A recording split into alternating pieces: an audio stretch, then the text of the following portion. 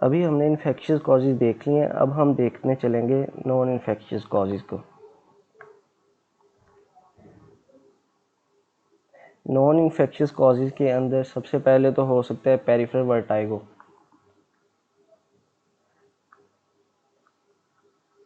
अब ये क्या होता है, इसमें स्वेयर वर्टाइगो होगा माइल्ड एटेक्सिया के साथ, ठीक है। Hearing loss and निस्टिगमस।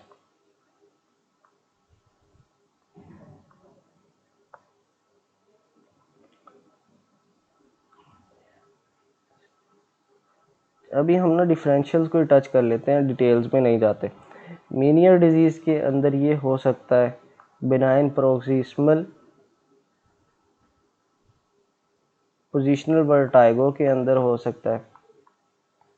उसके अलावा लेब्रिंथाइटिस के अंदर हो सकता है, वेस्टिब्यूलर न्यूराइटिस के अंदर हो सकता है।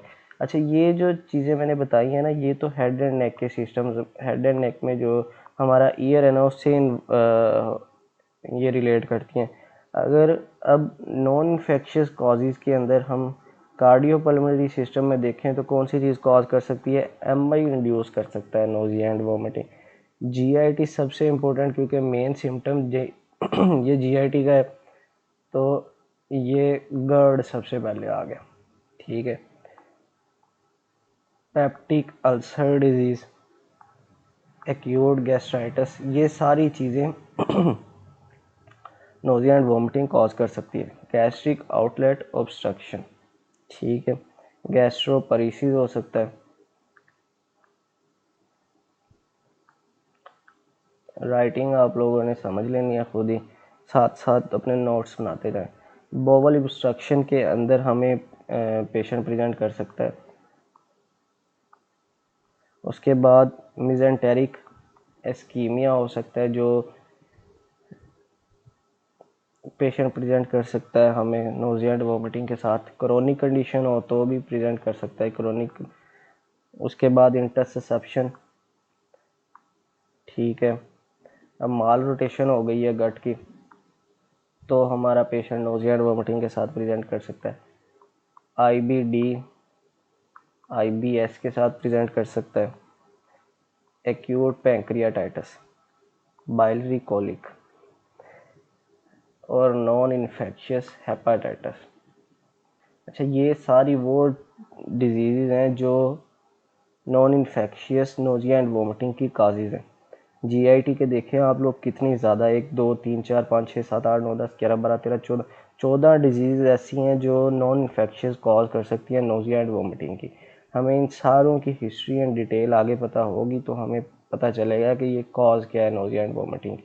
अच्छा, अब इसके बाद हम लोग देखते चलते हैं कि जेनिटो यूरिनरी में कौन सी कॉजेज हैं जो नॉन इन्फेक्शियस है। जेनिटो यूरिनरी के अंदर प्रेगनेंसी में हो सकता है, मोस्ट कोई मसले वाली बात नहीं है। रीनल कोलिक का पेशेंट है, पेन के साथ प्रेजेंट करेगा। ओवेरियन टॉर्जन का पेशेंट है तो प्रेजेंट करेगा, ठीक है।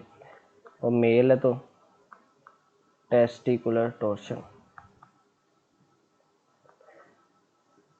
अब नॉन इन्फेक्शियस न्यूरोलॉजिकल कॉजेज पे हम चले जाते हैं।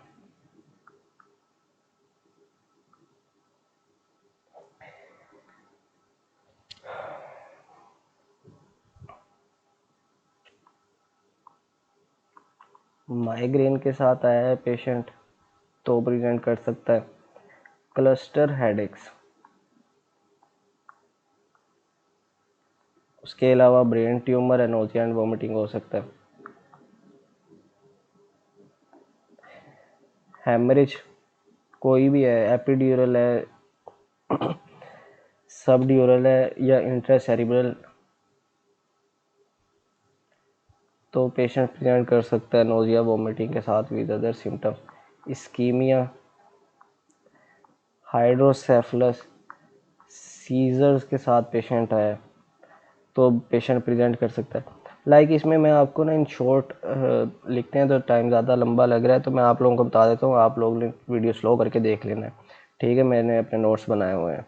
अच्छा, अगर साइकेट्रिक डिसऑर्डर, कुछ साइकेट्रिक डिसऑर्डर्स हैं जो ये कॉज करते हैं, जिसमें बुलीमिया हो गया, एनोरेक्सिया नर्वोसा हो गया, डिप्रेशन वगैरह हो गया और एंग्जाइटी डिसऑर्डर, ये चार जो मैंने बताया ना, ये भी पेशेंट प्रेजेंट कर सकते हैं नोजिया एंड वोमिटिंग के साथ, या इन्हें सिम्टम्स दूसरे होंगे, साथ नोजिया एंड वोमिटिंग होगा। अब फंक्शनल कॉज क्या हो सकती है जो नोजिया एंड वोमिटिंग कॉज कर रही है? साइक्लिक वोमिटिंग सिंड्रोम हो सकता है, chronic nausea and vomiting syndrome हो सकता है, कैनाबिनॉइड हाइपरमेसिस सिंड्रोम हो सकता है। ठीक है, टॉक्सिक मेटाबॉलिक जो कंडीशन है जिसके अंदर हमारे डीके वगैरह, यूरेमिया वगैरह हो सकता है। Toxic metabolism, DK, uraemia, hyperthyroidism का पेशेंट प्रेजेंट कर सकता है, हाइपोथायराइडिज्म का, हाइपर पैराथायराइडिज्म का पेशेंट भी प्रेजेंट कर सकता है, हाइपोपैराथायराइडिज्म का भी, एड्रीनल इंसफिशिएंसी हो सकती है, एड्रीनल क्राइसिस हो सकते हैं, अल्कोहल विदड्रॉल हो सकता है पेशेंट।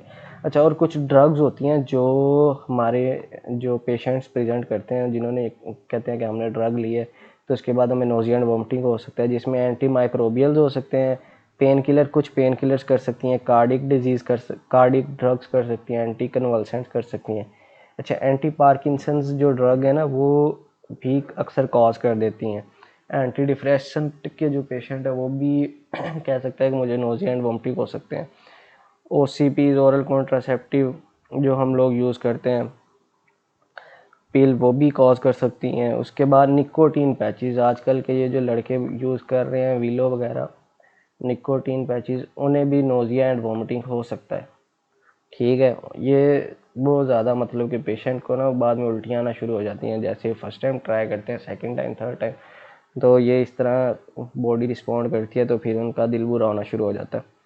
अच्छा, अब इसके बाद हमें देखनी है वो कंडीशंस जो हमारे लिए बहुत ज़्यादा सवेयर का मतलब कि life threatening causes of nausea and vomiting है।